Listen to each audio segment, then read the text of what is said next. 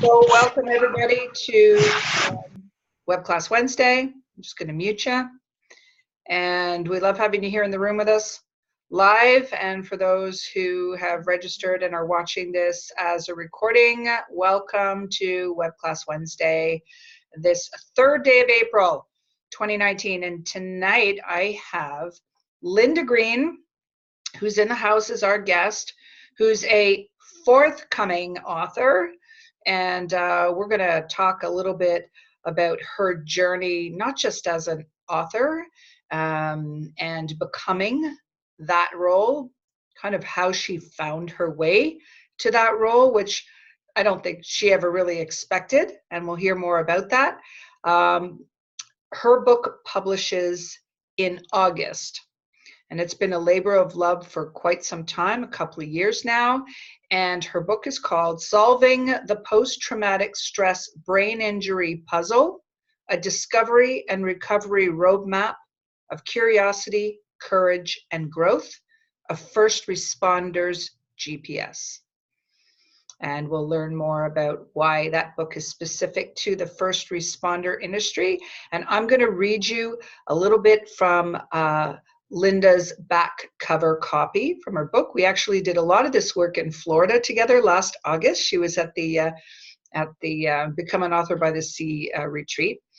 So I put a really, what I find a really powerful quote that will appear at the top of the back cover of her book. And it really kind of is a summation of what happened in her particular event. Okay, so it reads, I was blindsided. That's probably the best way to describe how it felt, as a perfect storm of forces was brewing, never before experienced by any of us, and descended its wrath that day and changed everything. September 12th, 2015. So Linda Green was the incident commander on the devastating Valley Fire, which destroyed almost 2,000 structures as it burned across 76,000 acres in the Cal Fire Sonoma Lake Napa unit, and the heartbreak of lives lost. But in the months that followed this life-altering traumatic event, she refers to as her fire, she knew something was very wrong. Even though life seemed to be marching on as always, until it wasn't. The nuances were there immediately, but were masterfully disguised by her well-worn habits of performance and responsibility. She didn't yet realize her free fall had begun into her own personal hellfire. Linda was diagnosed with a post-traumatic stress injury just months before her retirement in 2016. Like millions of first responders who are called to serve on the front line, she dedicated a 32-year career to the safety of others. She was now called to accept her most important mission yet, as a first responder to herself.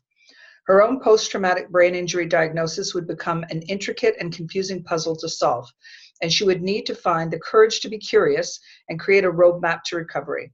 She now shares this roadmap to teach others so that they too can find the courage to be curious about solving their post-traumatic brain injury puzzle too. Throughout her own research and first-person recovery and healing, she now believes that post-traumatic growth is a theory in dire need of awareness and attention, as well as emergency response exhaustion syndrome. While post-traumatic stress disorder, PTSD, has been an accepted diagnosis since 1980, she is one of the growing number of leading experts in this field who believes that a reclassification is needed from disorder to injury. Linda is now a certified high-performance coach who uses her strategic principles and wisdom to guide other first responders pre- and post-diagnosis through the discovery and recovery process. Her journey continues to teach her that the only way to get back up is to grab hold of a hand that will reach out to you as you fall. This is her genuine hope that her book acts as that hand reaching out to anyone who needs it. That sounds pretty good there, Linda. I'm going to unmute you, so welcome. Thanks. Welcome. So you and I have been working together for a little while, and let's go back a little bit to your fire. Okay. The fire. Yeah. So take us back to that a little bit. You know, your story of how this changed your life. Yeah. So the fire. That was the name of the fire here in California. We name all things when they go big. And I was actually off duty when the fire started, but I'm a workaholic sometimes, and I checked my cell phone and noticed that a new fire had been dispatched. I was listening to the scanner. The on-duty battalion chief had asked for another chief officer to respond, along with some more equipment he was ordering.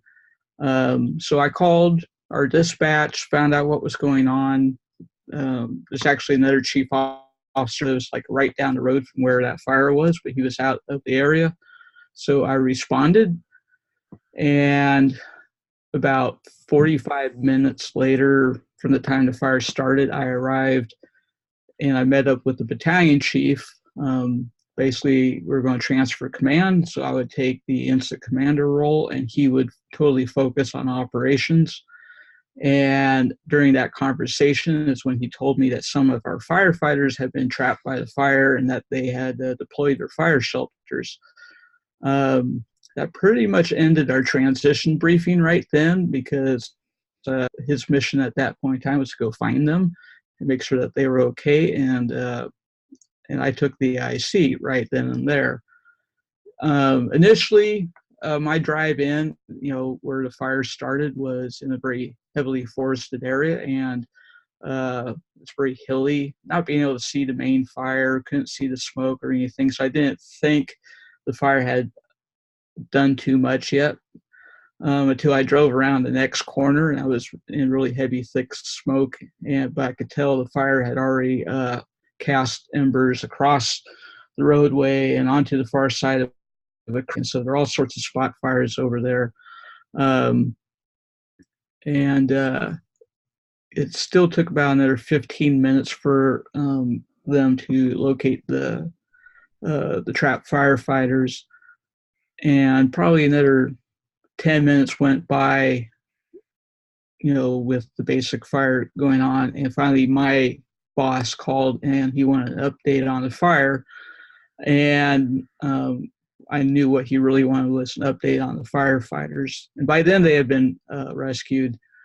So I drove over to where they were being treated prior to being transported to the hospital.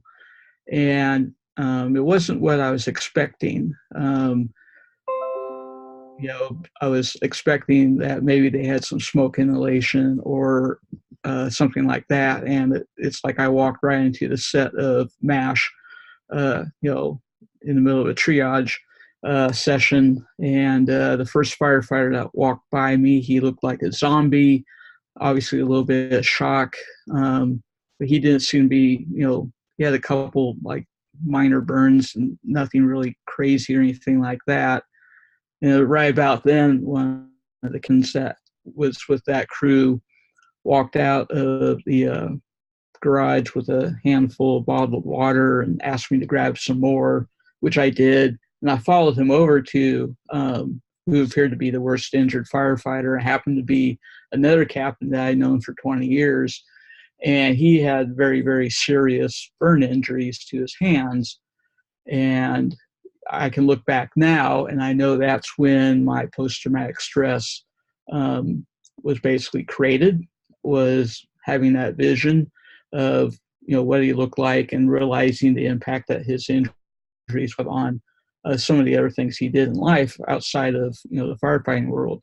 But I didn't know it at that time. I just was so focused on mission and doing what I could with the fire.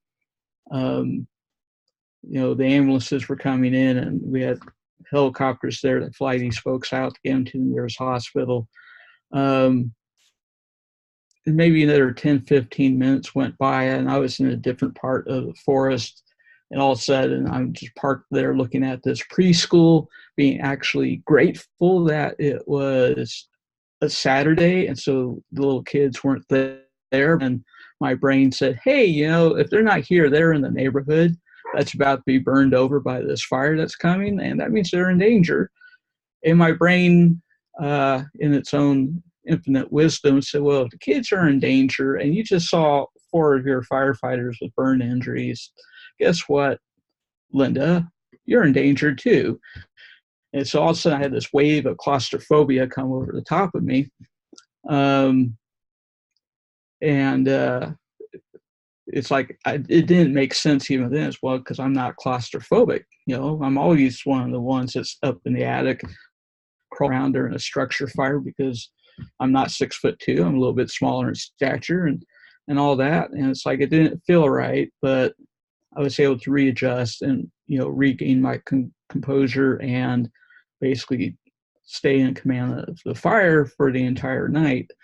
I knew that probably about a month went by, and I figured that something wasn't quite right, because I was already suffering from insomnia, pretty significant insomnia. And I finally had a week off and went on vacation, and I slept like a rock the first out, and the insomnia came back. And at that point, I figured that this is really not my normal stress response. And I went to see my doctor and got some sleep medicine, and she got me into therapy. And I wasn't diagnosed right away with post-traumatic stress. That wouldn't come for about another 8 months. So I have a delayed expression form of post-traumatic stress. But when it came in hard and fast. And within 2 months, I had to take time off from work. And actually, the way that happened was not, a textbook way of handling people who are injured. And so I really fought hard to get back to a point where I could go back to work. And I was retiring at the end of that year anyhow, but I didn't want to go out, on an injury with that argument I'd had with my supervisor being, the last day I was wearing a uniform. So I worked hard in therapy and did everything I was supposed to do, and got myself back in uniform to finish my career. But then the real fun started, because the therapist I was seeing, she retired, and I had to switch over to one, and that took time. But, it was a long process. But in the midst of all that, I had been a coaching client of another CHPC, and I couldn't have told you the difference between one type of life coach versus another at that point in time.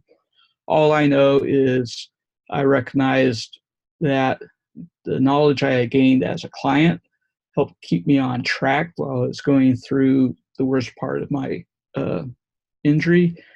And that probably saved me several months of time on my recovery. And so I had this brilliant thought, well, now I'm retired, I'll go get certified as a coach and see if I can take some of this platform and use it for people with post-traumatic stress. Now, the book thing came out of, because I know Carolyn's going to ask a question about it. It's like about a week after the main fire, we actually had a group photo taken. Our entire administrative unit had a massive meeting, so it's like 400 people, and we had this big group picture taken. And one of the wives of one of the other captains that had been on the fire that night said, "Do a book." And I said, "Funny you should say that, because about 2:00 in the morning, as I'm watching this town burn down around me, I was thinking, there's a story here, there's a book or a movie or something like that." And so, yeah, I was thinking about a book even in the middle of the chaos of the fire. What I originally started writing the story about was about that first night, because I really wanted to pay tribute to everybody that had been on the fire that night. But everybody had like a different piece of the puzzle. So I had been working on what I knew had happened that night, documentation from other people. I was listening to radio recordings and the 911 tapes and putting it all together and getting a very cohesive timeline. And fortunately, I had that done before my PTS really kicked in, because I don't know I would have had the energy to ever go back to it if it hadn't already been done.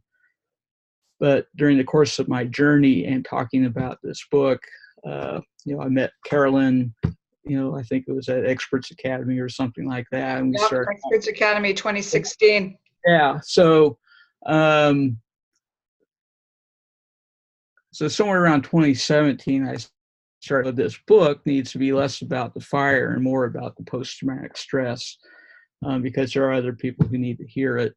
And by then I already knew that I wasn't the only one that night who ended up with a post-traumatic stress injury. I think there's about 8 other people that worked that night that ended up with it. And now I think the Valley Fire, as bad as it was, it's the poor stepchild to some of the other fires we've had here in California since then. And that includes the Camp Fire last summer up in the Paradise area, which really makes the Valley Fire look like child's play by comparison. But when you think about the devastation and the lives lost, but the book's going to help those people too. So it's like I'm really motivated to get it done and get it out there, because a lot of people are suffering right now. They are indeed, and you're such a great testament to moving through it, even though, you know, you're chronicling of the events, right, throughout your realizing that you had something wrong, to going and reaching out to get some help but not quite sure what was the matter, and then things starting to snowball and things showing up that you didn't understand. You were keeping journals, right? Yeah, the journals didn't start right away. Probably right around Thanksgiving of 2015 is I made a couple entries between Thanksgiving and Christmas. After the first of the year, I thought, well, what if I just start keeping like a gratitude journal? And so that's what started my whole journaling process at that time. Is every night I would, before I turn off the light, I'd write down 3 things I was grateful for. And that may come out of our discussion, because you had just finished your book about gratitude about then. Mm-hmm. That's right. So I was just trying to do that. I can go back into that journal I had that first half of the year, and I could see it's like day after day after day, you know, really good gratitude. And then every now and then there'd be this little blip of negativity, and then a few more days of good, and then another blip of negativity, only be a little bit stronger. Then a few more days of good, and then 2 or 3 days of negativity. And it's like I was able to go back into it. And it's like, because I was always kind of curious, when did the wheels really start coming off? And actually started when one of our local sheriff's deputies lost his life, actually on a day off on a family outing. Him and his son got swept out to sea by a rogue wave, and he was able to get his son back to shore, but somewhere along the line, you know, he ended up with a head injury and he didn't make it. But that's when it started. And then it was just like the universe said, okay, well, you know, you got this going on. We're going to throw a little bit more weight on you, and a little bit more and a little bit more, until it finally got to a point, probably a month before I got diagnosed, I was probably in a full-blown PTS. I would have met the criteria. But as it was the 5th of July, I had an appointment, and I walked in and said, hey, since our last appointment 3 weeks ago, all these kind of crazy things have started happening. And by the time I got done rattling off my list, you know, my therapist just, okay, you have post-traumatic stress disorder. I want you in my office every week from now on. And it's like, cool. I was actually grateful for the diagnosis, because it meant I wasn't going crazy, right? Yeah. And she had a very take charge attitude, which I appreciated. And I hadn't even hit rock bottom yet, but it's like, oh, okay, I got this thing going on. And I didn't realize then how bad it was going to get. I would figure that out within a couple of weeks. But as it was, you know, one thing led to another. And by mid-August, I had to take time off from work. And it's like I remember sitting out on my front lawn one summer day drinking a cup of coffee. And by then, the brain fog lifted enough, and I was able to look around at my front yard. And you know, I'm not a great housekeeper by any means, but I usually keep my weeds knocked down during the summer. And you know, I'm looking around at my front yard was a testament to where I was at mentally, because I had 4-foot high weeds all over the place. And I was sitting here looking, it's like, what the hell just happened? You know? And yeah, post-traumatic stress is a crazy thing. And if you haven't been there, you don't understand it. So I'm hoping that my story will help other people who can't quite figure out what's wrong, or maybe a spouse will read the book and say, oh, well, that sounds like my husband, that sounds like my wife, or whatever. Because a lot of my journal entries, I've been able to go back in and I've been highlighting them in the text and putting them in bold print, because those are symptoms as they showed up in my life. And I'm hoping that will help other people say, oh, I never thought about that as being a symptom before. But it's like, if they do nothing else and they take the book and they run a highlighter through everything that's going on, they hand it to their doctor, it's like all this stuff, and then they can get a proper diagnosis and move forward with the treatment. And then I've done my job, right? Yeah, you and I have had some just incredible discussions over certainly the last year, listening to the journey, moving through it. I've always been fascinated by the journal notes, because as we moved through the writing process, they became instrumental. As a matter of fact, we took them and broke them down by quarter of each of the years that went, the incident in 2015 and 2016, 2017, 2018. And being able to do that as a writer, you can now start identifying, like Linda was able to identify the journey of the writing, but the journey of the post-traumatic stress. And by doing that, understanding more and more, when you understand your own diagnosis, your own challenge, you then start understanding how you can impact somebody else, how you can be of service to somebody else, how you can help somebody else. Tell us about the tree, Linda. Oh, the tree. The tree was I was just trying to wrap my head around some of the different coaching concepts, and I didn't something plain Jane like a triangle or anything like that, because that just didn't speak to me. And considering the recovery process for post-traumatic stress is as much about recovery for your soul as it is your physical and mental health.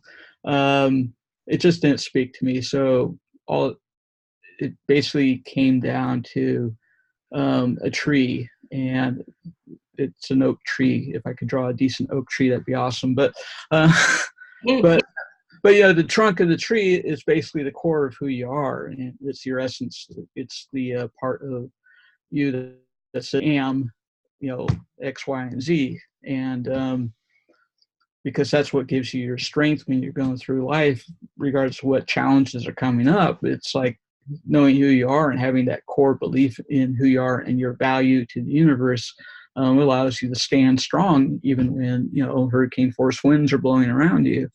The crown of the tree is basically the things that you think and believe, because that's what you have control over.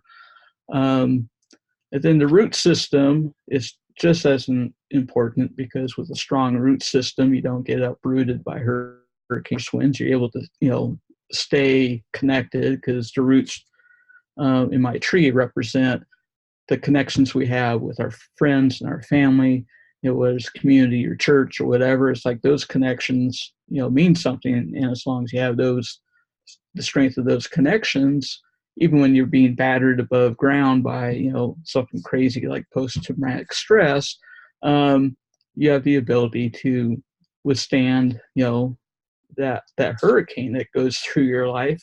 You may lose a limb or two, all the leaves may get blown off, but you're still going to be standing because you have that structure.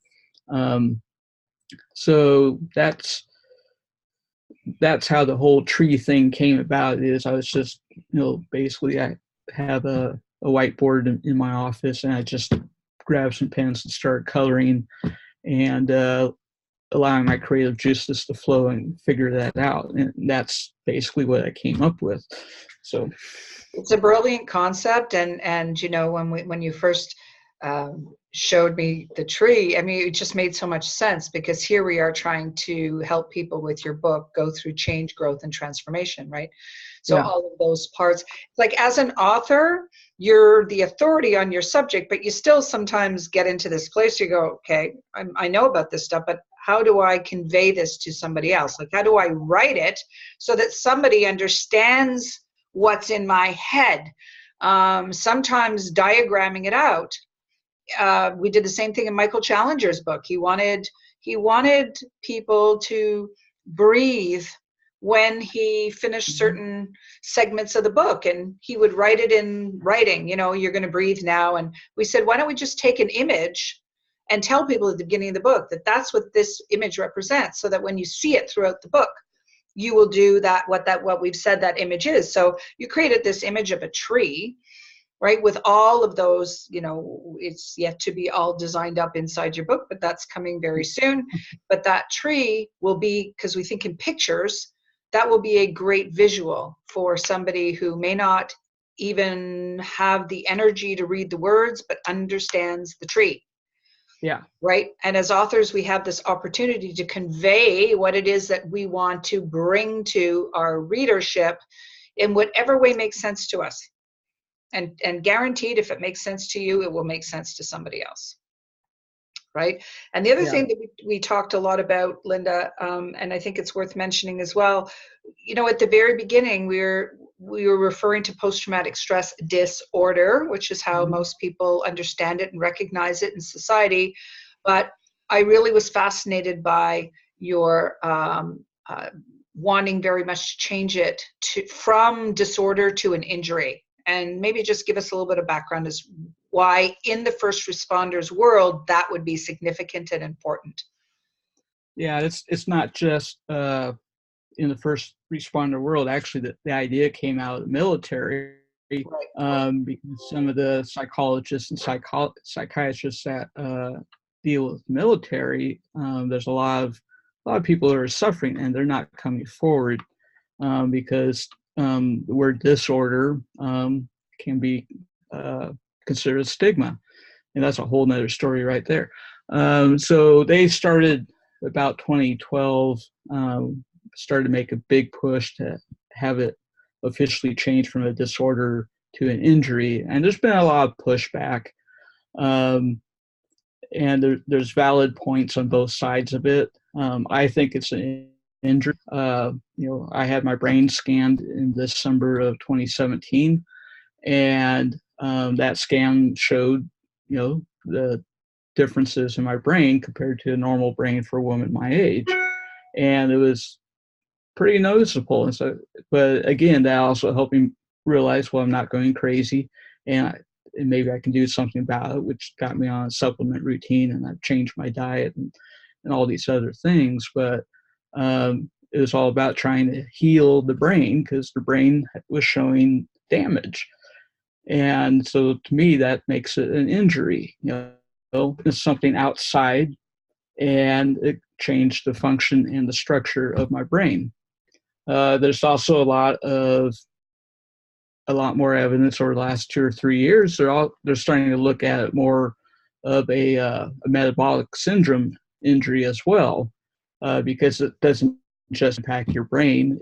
That nonstop influx of cortisol and all the stress hormones that creates havoc in the rest of your body, where it's irritable bowel syndrome or obesity or anything like that. So there are a lot of reasons, maybe away from being called a disorder. Insurance companies like calling it a disorder.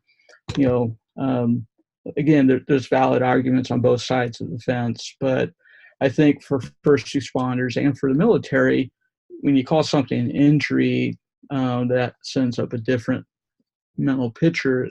You can heal from injuries, and if you just go get it treated.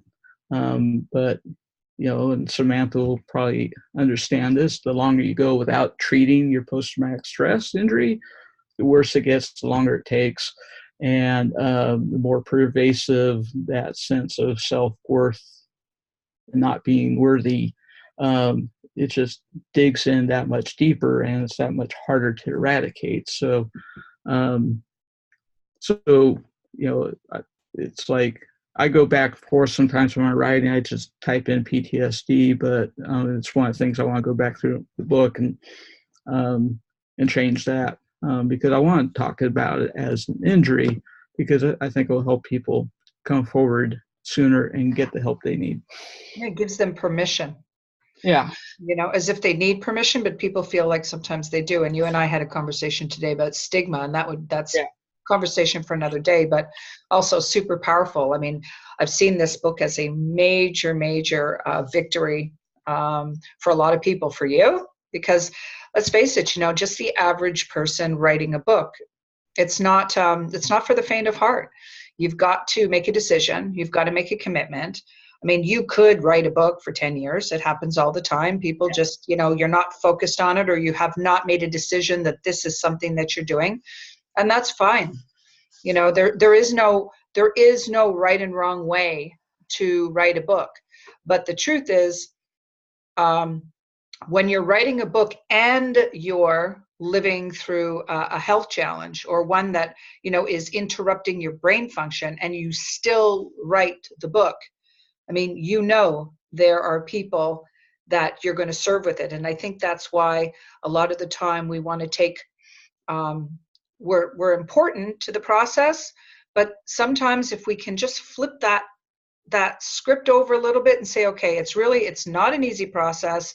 It's challenging for me to write my book, but what if I can help somebody else? Like, does that motivate you? Because I know it motivated Linda. It was like, I know there's people. I mean, I know that I can already see it from the top of the mountain. I already know there's, the coaching experience that she has, but the authorship. And then I just imagine her standing up in front of a whole room of people and being able to take that book and help people in that room, in her community, outside her community. It's a global thing. It's not something that just, affects a small group of people. So when you're writing your book, imagine it as big as your imagination can handle. You don't think small. Playing small doesn't serve anybody.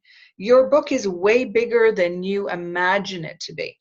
And it comes at a certain point, I've said this before, you almost feel like it's a responsibility at a certain stage of the game where you say, you know what, this is an important part of who I am, to bring this information out into the world and to be of service. And sometimes you look at the challenge that brought you there and wonder, do I bless the mess? Because it changed my life, and it was a struggle, but it opened up a door that wouldn't have opened otherwise, right? And this is the next part of your life. So extraordinary effort. You've just done an incredible job of being consistent and keeping it and moving forward and understanding the power that your book will have. It's so important when you're writing your book to believe in the power of your story, right? And we need to share our stories. Everybody's story matters. Everybody's story can impact another life. Well, we say another life, but we know very well it'll be more than that. But even if it impacted one, would it be worth it? Would it be worth it? You can ask yourself that. Yeah. Being of service to other people and sharing your knowledge, your wisdom, your expertise, your imagination, whatever that is that you want to share, don't hold back. Make up your mind that you are going to publish your book. It's a decision. I share Bob Proctor's, teachings all the time. And it really is. It's just the power of a decision. And once you decide, all the cooperative components start showing up, and people and circumstances, and everything starts, crossing your path so that you can achieve your goal. And Linda's a great testament to that, because she's moved steadily through the process. We've coached through the timeline, gotten through each kind of signpost, and now we're at the manuscript completion stage, which is why I really wanted to have Linda on here, because it's an inspiration to those of you that are at whatever level you're at, whatever level of development you're at. There is an end game, and so Linda's there. She's just, finessing it and adding some stuff and going back and identifying some things. But here we are. The time's going to pass. So you want to put in that effort into writing the book. Not an easy thing, right? But no, it's not. It's like I was telling you earlier today. It's like, now I know what Wanda felt like. It's like you get to this last 20 pages and it's like, oh, but wait, there's more. It's like, no, but wait, there's no, it's like, that there can always be a second edition, right? So it's like I can fine tune on beyond this, but it's got to get out. So it's got to go. And at a certain stage, I mean, yes, you can write more, you can always write more, but you will know at a certain stage when it feels complete, when you feel like, this is wrapped up in a way that I'm happy, I'm proud of it. I know that it stands alone. I can let it go out with pride. Yep, there's a whole, finishing the manuscript is step one, or not step two. Deciding to write the manuscript is step one. Writing the manuscript. I have a whole timeline right there that says, no, there's more steps, right? Oh yeah, you have that timeline right in front of you. Yes, I do. So yeah, there's plenty more steps, right? We got to get through, there's editing of book, and there's design of covers and interiors. That's kind of the fun part, because that's where your actual, all of that, labor of love that you've been pouring into this book, now you get to watch it come alive. The tagline that my publishing company has, it's called Oxygen Publishing House, right? We breathe life into your books. That's what we do. That's what we love to do. It is a completely holistic creative process. And then when you get to this part and you start looking at the cover and you see your name on the cover and you see what the inside comes to life. Deirdre's experienced that. She knows what that feels like. Samantha's in the process, just about to launch her book. Wanda's in the middle of her book. When your book comes and your cover and your name is looking back at you, that's a pretty powerful experience. And knowing that that book is now going to be gifted to somebody, handed over to somebody, they're going to take it home. They're going to open it. They're going to read it. They're going to reflect on their life. They're going to learn. They're going to be smarter today than they were yesterday because of this book you decided to write. Think of that. Think of how magnificent that is, right? That's how powerful this book that you're writing is. It's not just a bunch of words on a page. There's way more to it than that, right? This is your creative. This is like, this is like having a baby. Well, not quite, but I think writing the book was probably, having babies wasn't as painful. But it's all kind of really, it's an interesting journey that you take with your book, and you're never the same when you're done than when you start, because it's as much of a journey for your reader, but the author takes the biggest journey of all, right? It's change, growth, and transformation. And for a lot of us, we don't actually embark on the writing journey. We hold ourselves back because we just don't see ourselves standing center stage. And you deserve to be there, and you're meant to be there, right? Linda's walked, you've taken, like, now you know where you're at, but it wasn't always like that. No, it's like I found I need a little bit more for the section in 2017. I found the journal I was using at that time, and it's like, wow, I was a really angry person even 16 months ago compared to where I am now. So if nothing else, it's good for me to go back and look at it and realize just how much I've improved and the growth I've had, and the people that have come into my life since my injury. I don't think that universe, which includes you, Carolyn, I don't think any of that would have happened if I actually hadn't been injured. I would have gone to retirement and just been relatively happy-go-lucky but bored person, tending to my garden.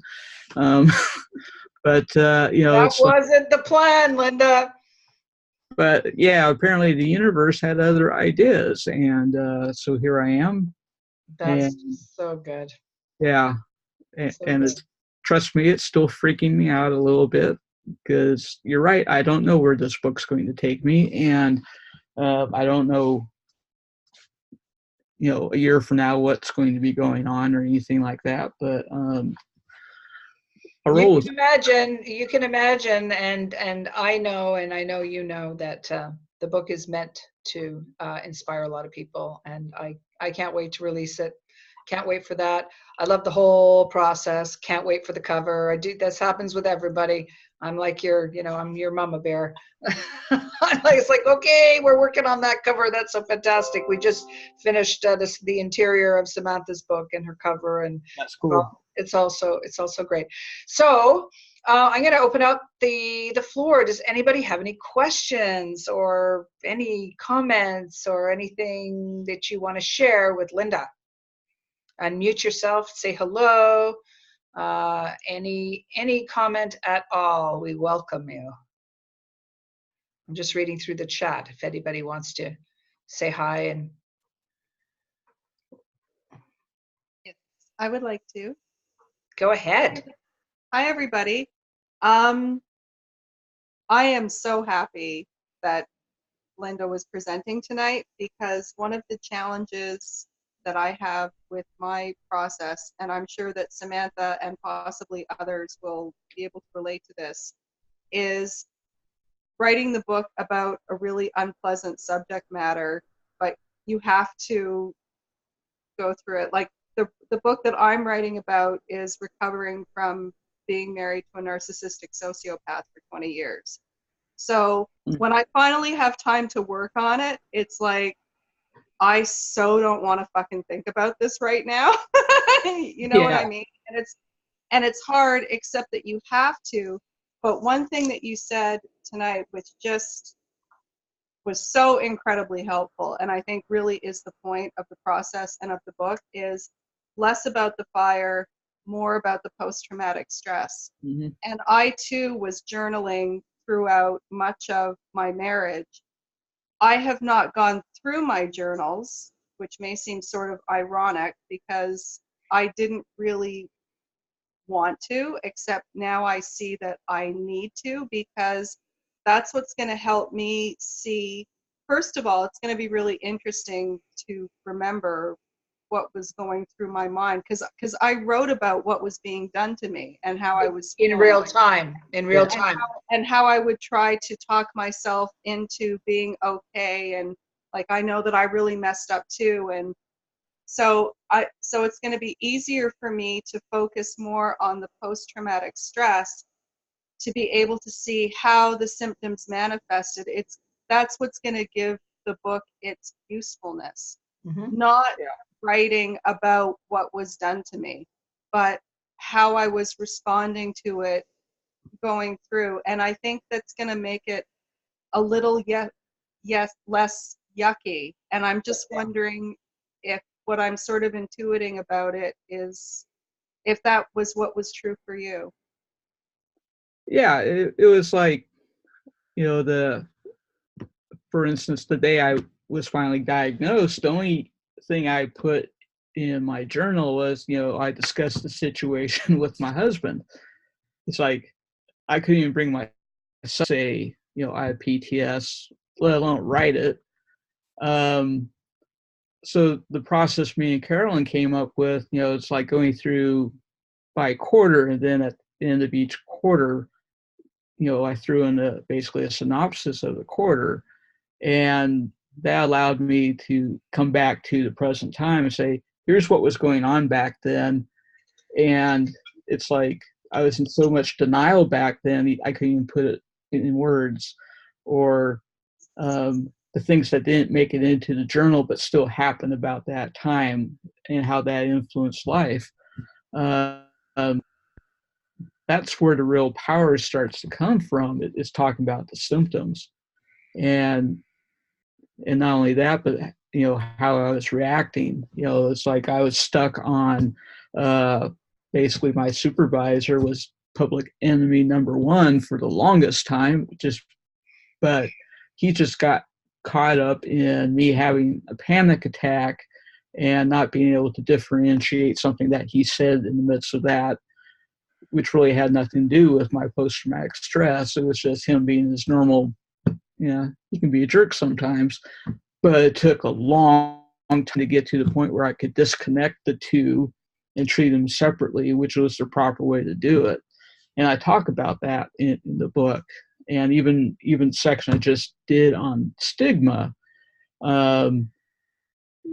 If you just read it, it's like he could come across totally as a bad person, but I added a sentence to say, I turned my back on him. It's like I had a part in that, and because, I don't want to burn my bridges with my former department, and it's not my intent to do that, and which is one reason I have to go back through the book one more time. I want to change some things because I don't want to burn those bridges, but I also need to add back in basically some of the color commentary about what I saw that day, because otherwise it doesn't make sense why I was having a panic attack at this point of the story, because I had, made that so bland of a description on what had happened when I witnessed the injuries. So it's like looking at it and trying to balance it out. So I don't need to put everything in there that was negative. I have basically the preponderance of the evidence that will carry the story, and I think will help people. Oh yeah, there's no question, and you're right. We tend to gloss over a lot of the details. Yeah. We just don't want to deal. We don't want to read. We don't want to go back there. But the truth is, when you go back and you read those journals, you actually realize how far you've come. Yeah. Like you find, I've journaled for years, and they're kind of in bookshelves, so I don't look at them all the time. But every once in a while, if I pull one out and I read through it, I'm almost shocked, and I read it and go, "Who was that girl?" Yeah. It's like, who was she? She was living XYZ. Why I don't, like, you just witness your growth. And that's what's so important. So in one way you can look at it and say, well, I got to go back into those and it's going to be traumatic. Or you can use it as an opportunity to realize how far you've come.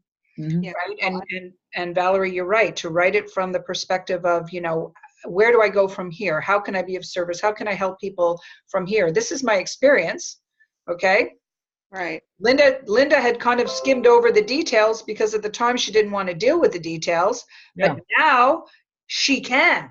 Now she wants to go put some color into those details because she's grown and she's recovered, and so she feels better, well enough to go and color those details. But guess what? Those details need color.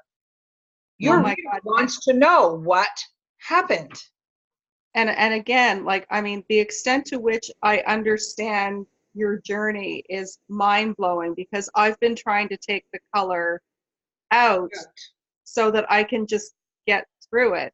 Mm-hmm. And I'm so grateful to both of you for bringing up but you're also going to see how you've grown, because I had not considered that. And I'm actually going to, I'm going to be able to read my journals from the standpoint of an observer.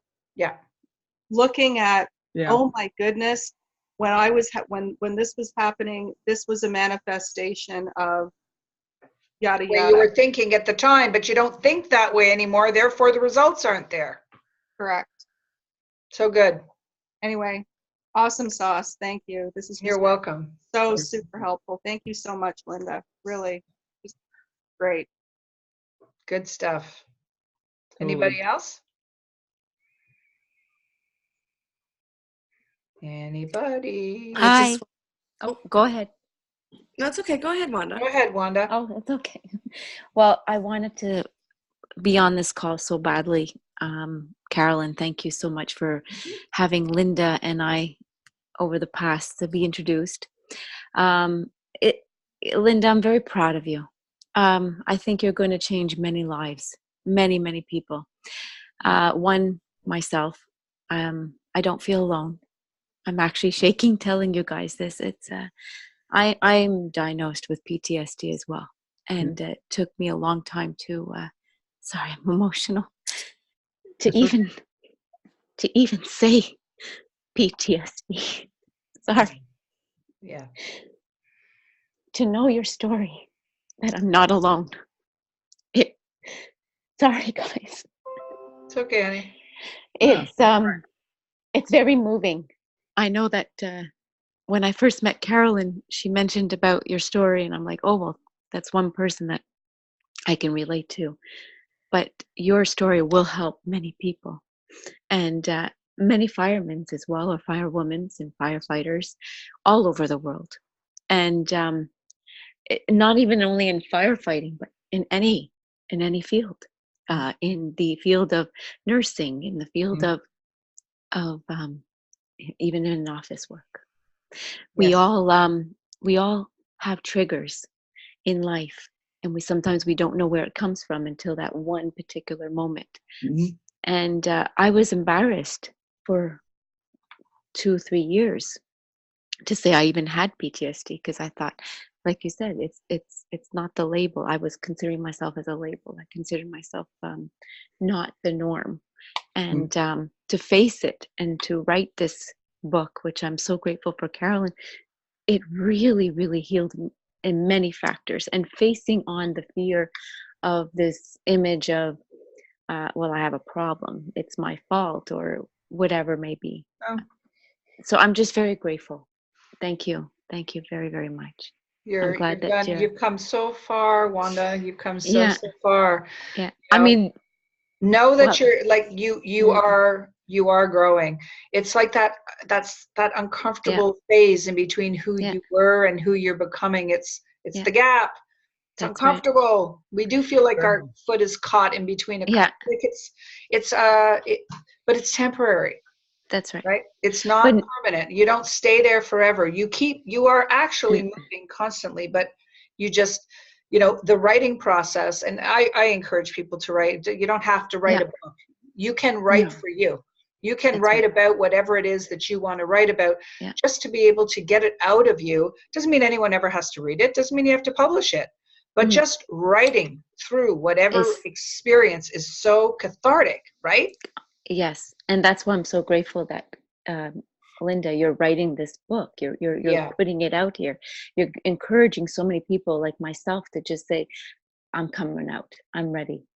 Yeah. And your book too, Facing Storms. I mean, Facing Storms is like facing the storms title, but still, that would mean a lot to a lot of people. They would understand exactly what that means.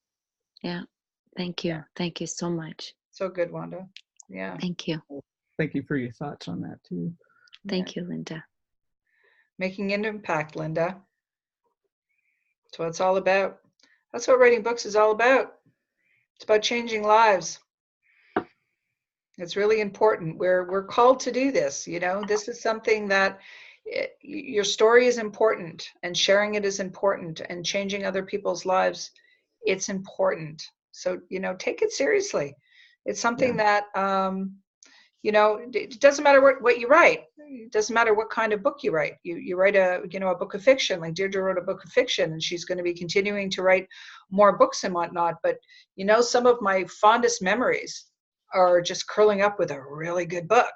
That in itself changes a life, gives somebody the opportunity to get involved in your story and learn about your characters. And it's so good. It's about more than putting a bunch of words on a page. It really is way bigger than that.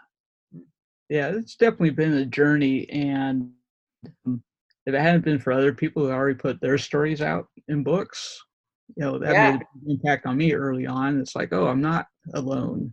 I'm not the only firefighter. I'm not the only cop who's ever felt this way. It's like, and they've recovered. And I actually met a woman who was at the World Trade Centers on 9/11, and she wrote her story.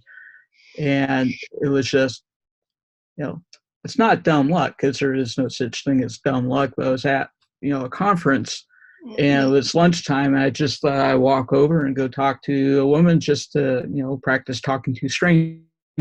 And then it turns out that she's also a coach, like I am, and she had written her book about her story with post-traumatic stress. And, we've become friends over the years. And, it's like there's actually quite a few people in the coaching group I'm in that have PTS or have had PTS, and they've gone on to live remarkable lives. And, for me, they're my role models because they're just a little bit further along on their journey. And, so I'm just paying it forward, really, is what I'm doing. Somebody helped me by sharing their story, and that kept me going long enough, to get to my next therapy, treatment or 2 or 3 or, whatever it was, just kept that hope alive. And that's what motivates me. And that's what the book is about, really, is I want to help somebody else out there, some stranger I don't know, may never meet.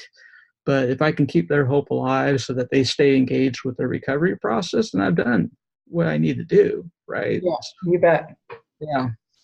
Yeah, that's so good. And have you found so now that you've gone through the writing experience over the last, year or so, have you found writing this book has helped you in your recovery?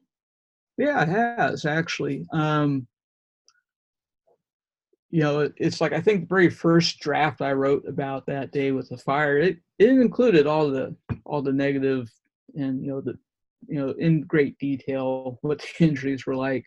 And then the watered down versions in the book now. And it's like, now I can go back. And I think I pulled that stuff out because it was still traumatizing to me. But now it's like, you know what? It's been 3+ years. I've done all this work. I get tripped up every now and then. A trigger I didn't know existed. As a matter of fact, I got to go see my therapist next week about one. It's like, I still have a couple things that bother me, and I have things that may bother me the rest of my life. But, I'm still living, right? I'm still doing new things. I, went to Scotland last year. I never would have been able to do that if I hadn't done the recovery work I needed to do. And, as I volunteer at the retreat that helped me, I'm on their board of trustees now. And that is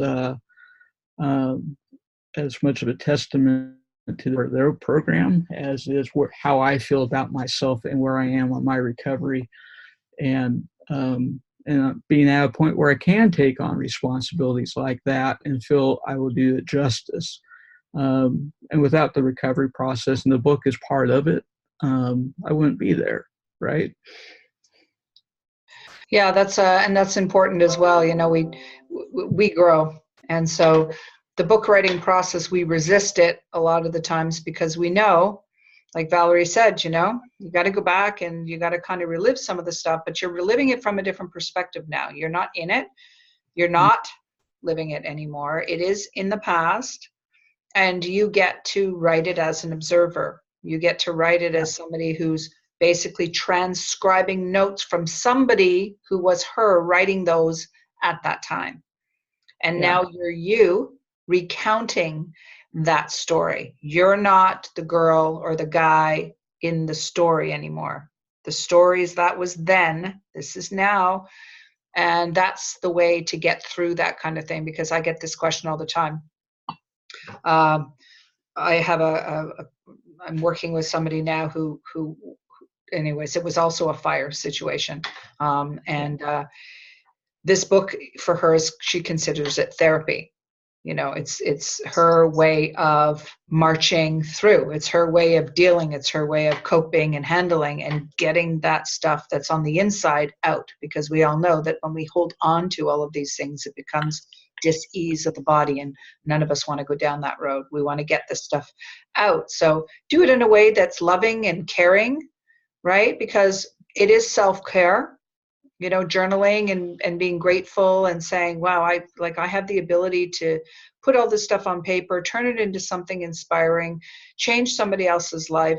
That puts you back in the seat of power. And you feel really good about what you're doing. You feel really good about your ability to change another person's life. So do we have any more questions? Does anybody want to share anything before we I just want to say, yes. I feel like a bobblehead. The whole throat was like, yes, because I could resonate with. I know, we've talked. Yeah. And I love how you guys all interconnect. It's so good. Yeah, Linda is amazing. And I'm looking forward to your story coming out.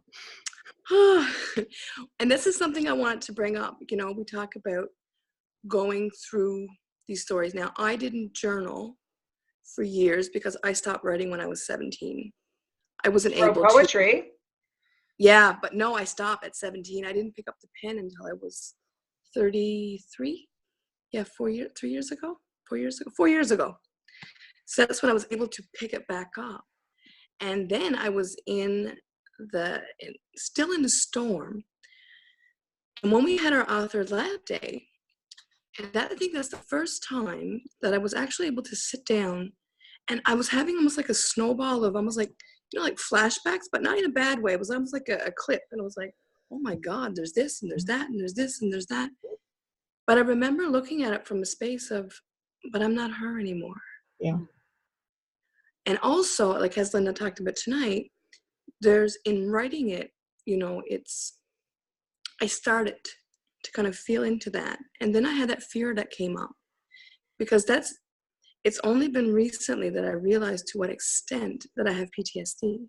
And me, it's since I'm 3 years old. It's like my whole life. I don't know life before PTSD. So sometimes I think it's a blessing. It's like, okay, well, I don't know what, the normal would be. Yeah. So what I wanted to share is, because I'll be working with Linda. Linda will be supporting me as I go through for coaching, as I go through the book process. The reason why I chose this, because I decided that it's time that I invest and take care of me. Because as I go through writing the book process, because it will be heavy, I know that, and because it's healing. Healing can be very heavy, but I've also realized that if I let myself have the support that I need, I can be of better service in getting the messages and the stories out that will help another. Yeah. And, and the mission of the book. So Carolyn helped hook me up with Linda. And then, it's like, and then Linda, the one thing that I want to share with you is all I kept thinking as you were talking about your story. I don't know if I shared this with you. I worked as a medical evacuation coordinator for about 2 years. And so I live in a small village, and there's all small little villages. There's first responders everywhere. Yeah. We have the worst situations. There's sometimes you can't fly in at night. You have to charter a boat. I mean, and I'm thinking of all these people along the 9 villages, along all the lower North Shore, who would benefit from this. Like how many people, I look around now and I see how many people, like you call it injury. It's so funny because I call everything a wound. It's like, so I'm seeing the parallel of how, so I'm so excited for your book, because it's like, we need to have a discussion of getting this book in the hands of people who are suffering in silence, because many people are not even aware, because oftentimes we think we're going crazy. Yeah. And we're freaking not. Yeah. But it's like, and you talked about the brain, you had a brain scan done, right? Yeah. Well, my dad, his whole life was, from childhood up, was a lot about, was trauma after trauma after trauma, of physical, mental, emotional. And he had a brain scan done through McGill. I'd say about maybe 15 years ago. And this is where they showed the trauma in his brain. He can't read. That's the reason why the books that I'm creating, they will be audible, because it's important that, but you're bringing to life so much of what's kept hidden and quiet. And on this topic of PTSD, so many of us are wounded and are injured and not even aware. So I think what you're doing, you're on the leading edge of transformation, of big breakthroughs. And so I'm just so excited for you, and I'm so grateful. And I also want to thank you, Wanda, for sharing, because it takes courage. It takes courage for us to step forth and share our story, even to name it, because once we're able to name it, it loses its power. You name it, you claim it, and you let it go. Exactly. And the triggers, as for triggers, Carolyn knows this as well as Linda. I still have triggers, but I kind of almost play with them in a sense. It's like, oh, okay. You're here. Well, it's being aware. I mean, but being Yeah. aware is where the healing begins. Definitely. Yeah. Definitely. Yeah, I think I started getting into that humorous mode because I found one of my journal entries where I was, I woke up and I'm damp, and so just woke up from a night terror. Yeah, I'll give it a C minus. You know, right? It's like it's just the best you can do. Okay, C minus, and you start having fun with it, and then it just makes the burden weight that much more. Yeah. And, it's like I've spent a lot of time. There's so many Facebook groups that deal with PTS, and it's like, somebody made the comment. It's like, oh, I felt happy, and then she automatically went to waiting for the sky to fall, negativity type thing, and it's like, really. First time I realized I was happy, I was ecstatic, and it's like, what did I do that led up to this so I can repeat it?